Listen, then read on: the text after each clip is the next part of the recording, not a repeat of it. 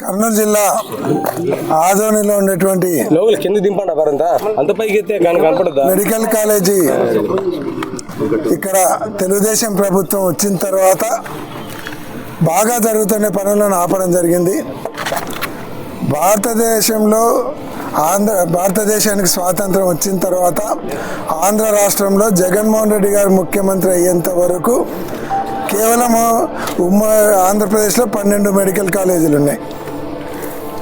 దాదాపు 78 సంవత్సరాలు స్వాతంత్రం వచ్చిన తర్వాత 12 మెడికల్ కాలేజీలు ఉంటే జగన్మోహన్ రెడ్డి గారు వచ్చిన తర్వాత 17 మెడికల్ కాలేజీ ఒకటేసారి సెంట్రల్ గవర్నమెంట్ నుంచి పర్మిషన్ తీసుకొని రావడం జరిగింది. ఇది ఒక రికార్డు.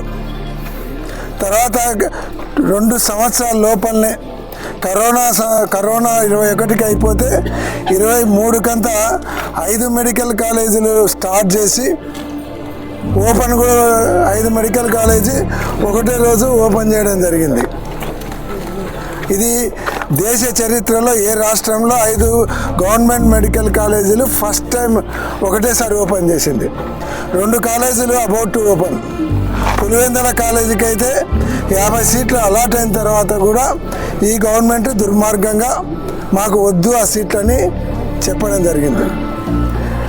బుద్ధుండేవాడు ఎవడు గవర్నమెంట్ మెడికల్ కాలేజీకి సీట్స్ అలాట్మెంట్ వచ్చిన తర్వాత బుద్ధుండేవాడు ఎవడు రిజెక్ట్ చేయడు.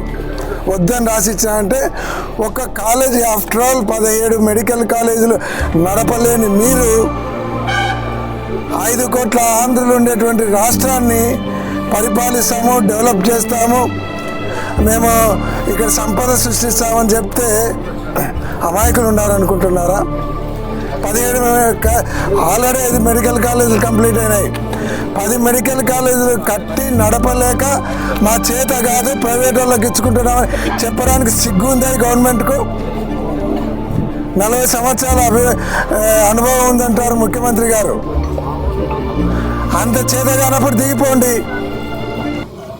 సిగ్గులేని ప్రభుత్వం చెప్పడానికి ఇదొకటి నిదర్శనం చాలు.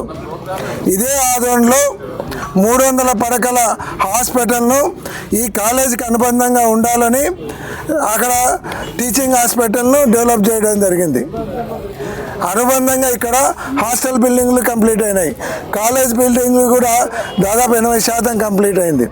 దీని ఓవర్ బడ్జెట్ దాదాపుగా 400 కోట్లు అయితే ఇప్పటికీ హాస్పిటల్కు దీనికి కలిపి ఖర్చు పెట్టింది 100 కోట్ల 2 కోట్లు ఖర్చు పెట్టడం జరిగింది. చూస్తున్నటువంటి పరిస్థితులు రాష్ట్ర ప్రజలందరూ కూడా ఈరోజు చూస్తూ ఉన్నారు. ముఖ్యంగా రాష్ట్ర మాజీ ముఖ్యమంత్రి వర్యులు వైఎస్ జగన్మోహన్ రెడ్డి గారు వారు ఆ రోజున విద్యా వైద్యం మీద వారు చేసినటువంటి సంచలనమైన నిర్ణయాలు ఈరోజు నిర్వీర్యమైనటువంటి పరిస్థితి చూస్తూ ఉన్నాం. అంటే వారు గత ప్రభుత్వంలో వారు 17 మెడికల్ కాలేజీలు ఇస్తే 5 మెడికల్ కాలేజీలు కంప్లీట్ అయ్యి ఈ రోజున వాటిలో పిల్లలందరూ చదువుతూ ఉన్నారు. ముఖ్యంగా చూస్తే ఓ 2 మెడికల్ కాలేజ్ జస్ట్ ఇన్కంప్లీట్ పొజిషన్లో ఉన్నటువంటి దాంట్లోని ఆ రోజున పులివెందుల్లో 50 మెడికల్ కాలేజ్ సీట్స్ ఇస్తే నేషనల్ మెడికల్ కౌన్సిల్ వాళ్ళ ద్వారా లెటర్ రాసి ఆ రోజున వచ్చినటువంటి పిల్లలకు కూడా ఆ రోజు వాళ్ళ అన్యాయం చేసినటువంటి ఈ ప్రభుత్వం.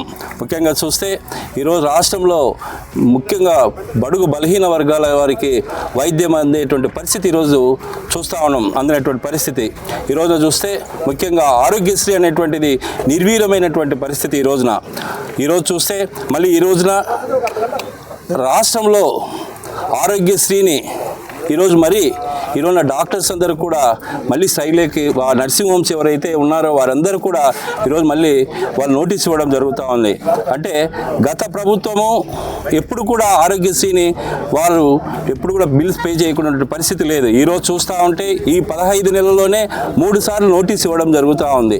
అంటే ఈరోజు ఆరోగ్యశ్రీ గత ప్రభుత్వంలో 5 లక్షల నుంచి 25 లక్షల రూపాయల వరకు ఈవెన్ రోబోటిక్ సర్జరీ చేయడానికి కూడా ఆ రోజున మనం ఆరోగ్యశ్రీ ద్వారా రావడం జరిగింది. జరిగింది. అంతేకాకుండా ఆరోగ్య ఆసరాని ఎవరైతే మేజర్ సర్జరీ చేసుకున్నారో వారు రోజుకు 250 రూపాయల ప్రకారం వారి కోలుకునేంత వరకు కూడా ఇవ్వటం జరిగింది.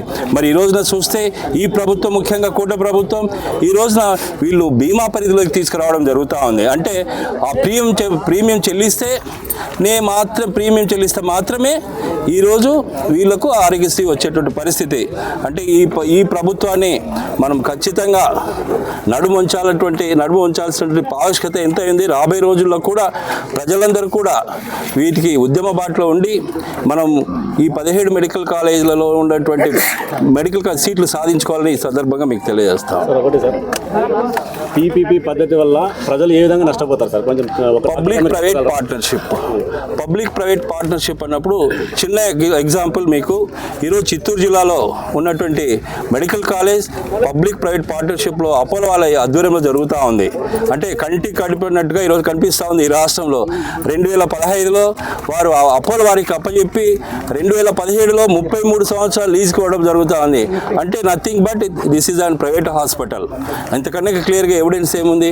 గత ప్రభుత్వంలో వారు ఇచ్చింది, మరి ఈరోజు మరీ చేయబోతున్నారు.